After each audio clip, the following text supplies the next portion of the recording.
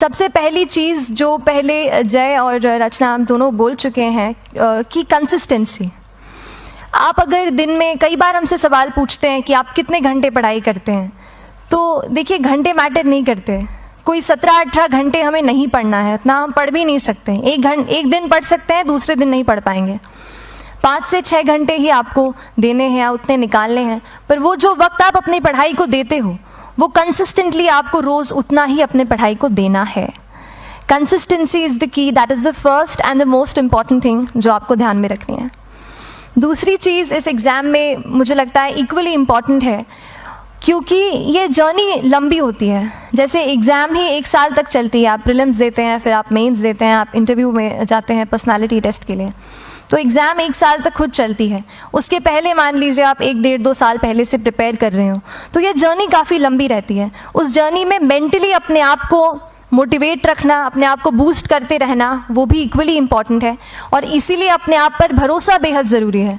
You need to have a faith in yourself कि अगर आपने इसमें कदम रखा है, अगर आपने सोचा है कि आप सिविल सर्विस एग्ज़ाम देना चाहते हैं और देंगे, तो आपको ये ठान के उसमें जाना है कि हाँ, मैं ये कर सकता या कर सकती हूँ। ये एक अपना मोटिवेशन, अपने साथ एक फेथ, बिलीफ अपने ऊपर आपको हमेशा रखना है।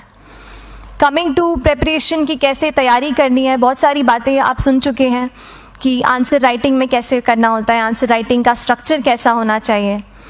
तो मैं शुरू में सबसे पहले ये कहूँगी कि मेरे प्रिपरेशन का बेस 2 चीज़ें रहीं। पहला था करंट अफेयर्स। करंट अफेयर्स इसलिए मैंने उसको उसी से शुरुआत की क्योंकि करंट अफेयर्स सबसे इंटरेस्टिंग पार्ट होता है। कई बार आपको हिस्ट्री कभी बोरिंग लगेगी, कई बार आपको लगेगा ज्योग्राफी इतना, कभी हर किसी के अपने अपने फेवरेट्स होते हैं। तो मुझे वो 2 सब्जेक्ट्स लगती थी कि यार इतना मन नहीं करता है, लेकिन न्यूज़पेपर्स और करंट अफेयर्स में जो भी नया चल रहा है वो मुझे हमेशा इंटरेस्टिंग लगता था। इंटरनेशनल रिलेशंस में क्या हो रहा है, क्या सोशल रियलिटीज़ हैं, कहाँ क्या हुआ, उसका क्या इम्पैक्ट पड़ेगा एडमिनिस्ट्रेशन पे और हमारे कंट्री पे, तो उसको आप अपना एक बेस बना सकते हो।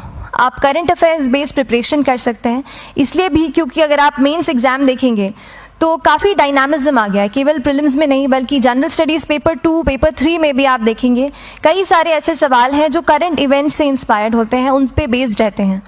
तो जब आप न्यूज़पेपर बेस्ड, करंट बेस्ड पढ़ाई करते हैं तो वो आपका प्रिपरेशन वहाँ से भी कवर हो सकता है।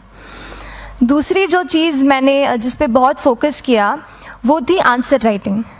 तो आंसर राइटिंग का, जैसे खान सर बता रहे थे कि आंसर राइटिंग की प्रैक्टिस बहुत की, तो उसके पीछे मेरा ये था कि जब मैं हमेशा प्रीलिम्स का कोई भी पेपर टेस्ट देती थी, हम मॉक टेस्ट देते हैं, तो मॉक टेस्ट देती थी तो हमेशा मेरे मार्क्स करीब 90 to 110, 120, इससे ऊपर मेरे कभी मार्क्स नहीं जाते थे। तो मुझे हमेशा ये डर था कि यार प्रीलिम्स में कहीं मेरा कुछ, क्योंकि कट ऑफ भी इसी कुछ रेंज में जाता है, तो हमेशा लगता था कि यार कुछ गड़बड़ यहाँ ना हो जाए। लेकिन जब मैंने आंसर राइटिंग की और मेंस एग्ज़ाम के बारे में जाना, तब मुझे लगा कि आंसर राइटिंग एक ऐसी चीज़ है, मेंस एक ऐसा फेज़ है सिविल सर्विस एग्ज़ाम का जहाँ पे आप अच्छे से तैयारी कर सकते हैं। And if you have written the answers, if you know कि you have covered the points well, if you have included उसमें कुछ आपने facts, international reports, government schemes, आपने कुछ ऐसे उसमें सॉल्व भी डाला है, तो जो रिजल्ट आएगा वो सेटिस्फैक्ट्री ही आएगा, अच्छा ही आएगा। तो मेंस एक ऐसा पार्ट है जिस पे आप काफ़ी बैंक ऑन कर सकते हो।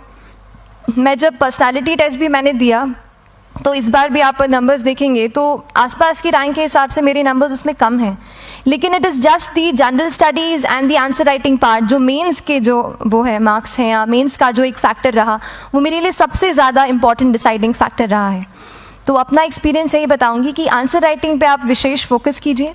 जैसा स्ट्रक्चर आपको बता ही चुके हैं कि इंट्रोडक्शन में कैसे आपको शॉर्ट रखना है, बॉडी एंड देन कंक्लूजन, उसमें छोटी चीज़ जैसे मैं अभी मेंशन कर रही थी, आप एक इंश्योर कीजिए कि देखिए जो भी एग्जामिनर आपकी कॉपी चेक कर रहे हैं वो दिन में 10, 15, 20 कॉपीज़ चेक कर रहे हैं, तो उन सब से आपको अलग कैसे आप अपनी कॉपी दिखा सकते हो, ये चीज़ आपका प्रेजेंटेशन और आप जिस तरीके से आंसर लिखते हो कंटेंट को, वो मैटर करेगा। आप इंश्योर कर सकते हैं कि आपके आंसर में कुछ फैक्ट्स, गवर्नमेंट की स्कीम्स, कुछ कमिटीज़ बैठती हैं, जैसे एक प्रिवेसी पे जस्टिस BN श्रीकृष्णा कमेटी की रिपोर्ट आई है, तो आप मान लीजिए आपको कोई प्रिवेसी पे सवाल आ गया तो आपने उन कमेटी का नाम कोट कर दिया। ऐसे बहुत सारी कमिटीज़ होती हैं। कुछ इंटरनेशनल रिपोर्ट्स आते हैं, वो आप उनको इनके बारे में लिख सकते हैं। इंडिया का मैप आप बना सकते हैं। मैंने सीख लिया था कि 10-15 सेकेंड्स में कैसे जल्दी से मैप बनाना है और उस पर कैसे पॉइंट कुछ करना है, कुछ लोकेट करना है। तो ये कुछ ऐसी चीज़ें हैं जो आपके आंसर्स को एनरिच करेंगी और प्रेजेंटेबल बनाएंगी। तो इस तरीके से आंसर्स पे जैसे हम क्लास करते हैं, लेकिन उसके साथ साथ आपको ये कोशिश करनी है कि 1 से 2 आंसर पर डे आपको ज़रूर लिखने ही लिखने हैं, apart from the test series that you are doing. Answer writing से 2-3 चीज़ें होती हैं, ना केवल हमारी एक लिखने का हमें समझ आता है हम क्या लिखते हैं कैसा है, पर हमारा कॉम्प्रिहेंशन भी इम्प्रूव होता है। हमें कितना समझ में आया वो भी हमें खुद समझ आता है जब हम आंसर्स लिखते हैं। और इसीलिए आंसर राइटिंग पे आप फोकस कीजिए, 1 से 2 आंसर ज़रूर लिखिए। और आंसर राइटिंग के बाद the third pillar of my preparation जो काफ़ी इंपॉर्टेंट जिसने रोल प्ले किया, that was tests and test series and mocks. देखिए हम पढ़ रहे हैं यहाँ पर, I will also come to the point कि हम कैसे दिल्ली, भोपाल और इंदौर में प्रिपेयर करके बिना दिल्ली जाए हम कैसे कर सकते हैं, I will come to that point. पर उसके पहले टेस्ट की थोड़ी बात कर लेती हूँ कि टेस्ट देना क्यों ज़रूरी है। हम ये जो एग्ज़ाम दे रहे हैं सिविल सर्विस की, ये एक ऑल इंडिया लेवल एग्ज़ाम है and this cut throat competition. तो उसके लिए आप केवल पढ़ते रहें, सारी बुक्स, मटेरियल्स, स्टैंडर्ड ये करंट का सब पढ़ लें, लेकिन अगर आप ये नहीं जज कर पाए कि आपका क्या लेवल है at an all India level, तो चीज़ें समझ में आप नहीं, मतलब आप आगे नहीं बढ़ पाएंगे या सही डायरेक्शन नहीं पकड़ पाएंगे। तो इसलिए आप टेस्ट से घबराइए मत। कई बार टेस्ट का इनर्शिया होता है, ऐसे लगता है कि जब तक पूरा सिलेबस कंप्लीट नहीं कर लूँ तब तक टेस्ट नहीं दूंगा, लेकिन सच में बात ये होती है कि जब तक हम जीएस के मतलब पेपर देने अंदर भी घुसते हैं ना, तब भी उस सेकंड पे लग रहा होता है कि कुछ छूट गया है हमारा।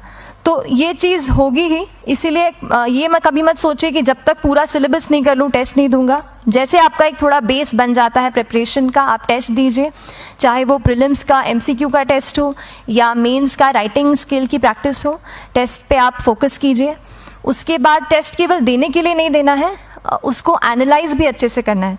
When you get the answer hints, when you get the answer keys, analyse properly कि आपकी क्या गलती हुई है और उससे भी सीखने की कोशिश कीजिए कि क्या कुछ नया मुझे इस टेस्ट पेपर से या इस आंसर कॉपी से मिल सकता है।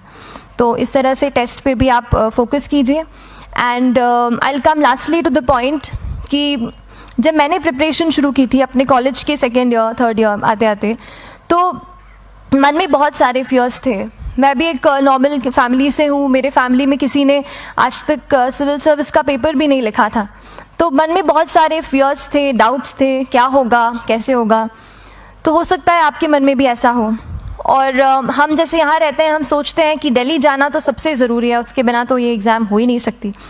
तो उस पर मैं एक चीज़ बताना चाहूँगी कि जैसे KSG जैसे इंस्टीट्यूट हैं, जो फैकल्टी भी हमें वही मिलती है जो दिल्ली में पढ़ा रहे हैं, तो ये एक बहुत पॉजिटिव पॉइंट है कि क्वालिटी का कोई दिक्कत नहीं आएगी।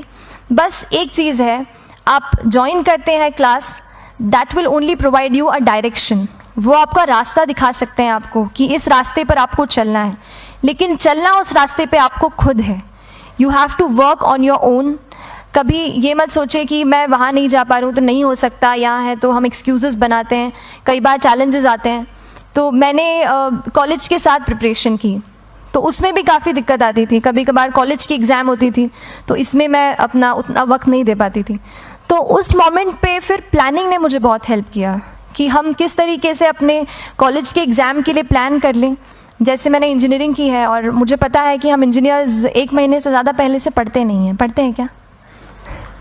तो वो चीज़ आप ध्यान रख सकते हो, उसको अपना स्ट्रॉन्ग पॉइंट बना सकते हो। 1 से 1.5 महीना जब exam is approaching, I use to plan my entire syllabus का प्रिंट आउट निकाल के I use to make my notes. उस तरीके से उसको मैं उसको संभाल लेती थी। तो whenever you are managing those things together, focus on planning. किस तरीके से आप एक माइक्रो प्लान बनाएं, अपना डेली एक प्लान बनाएं, वीकली टारगेट सेट करें और एक ब्रॉड विजन दिमाग में रखें कि ब्रॉडली आप मंथ्स में क्या कवर करने वाले हैं। अगर आप प्लानिंग अच्छे से करते हैं तो ज़्यादातर पोर्शन आपका वहीं से कवर हो जाता है। और जब आप टारगेट्स बनाते हैं, उनको टिक करते हैं, तो एक सेंस ऑफ कंप्लीशन भी आपको मिलता है कि yes, I am on the right path और मैं सही जा रहा हूँ या जा रही हूँ। तो इस तरीके से प्लानिंग पे भी इक्वली फोकस कीजिए। एंड बस यही सिंगल बिगेस्ट मैसेज मेरी तरफ से यही रहेगा कि आपने अगर ठान लिया है, अगर आप सोचते हैं कि आप ये एग्ज़ाम क्रैक कर सकते हैं, तो आपको रोकने वाला और कोई नहीं, आप खुद ही हो सकते हैं। तो खुद आप अपनी रुकावट कभी मत बनिए। एक्सक्यूजेस मत बनाइए, ऑब्स्टिकल ज़रूर आएंगे, उन्हें आपको चैलेंज करना है, challenges are meant to be challenged. तो सही तरीके से अपने ऑब्स्टिकल्स को हैंडल कीजिए, और इस एग्ज़ाम में अगर आप सही स्ट्रैटेजी रखते हैं तो आप अपने एक अटैम्प्ट में ही इसको क्रैक कर सकते हैं। एंड एनीवेज आप जो भी अटैम्प्ट नेक्स्ट रखते हैं, दिल में यही रखिएगा कि जो ये मेरा नेक्स्ट अटैम्प्ट होने वाला है, ये मेरा बेस्ट अटैम्प्ट होने वाला है। कभी भी इस एग्ज़ाम को हाफ हार्टेडली मत दीजिए कि चलो देख के देखता हूँ कैसा है पैटर्न का एग्ज़ाम का। अगर एग्ज़ाम का पैटर्न देखना है ना, तो घर पे 3 घंटा टाइम लगा के एग्ज़ाम दे दो, बस केवल पैटर्न देखने के लिए एग्ज़ाम अटैम्प्ट मत कीजिए। जब आप एग्जामिनेशन हॉल में जा रहे हैं या कोई अटैम्प्ट आपने सेट किया है, तो अपना सब कुछ उस एग्ज़ाम को दीजिए, अपना टाइम, एनर्जी, फोकस, जितना भी करेक्ट आप उसमें पॉजिटिविटी डाल सकते हैं उसको दीजिए, एंड पूरी तैयारी के साथ ही इस पेपर को दीजिए, and I am sure that you'll succeed. So till then, all the very best to you and good luck.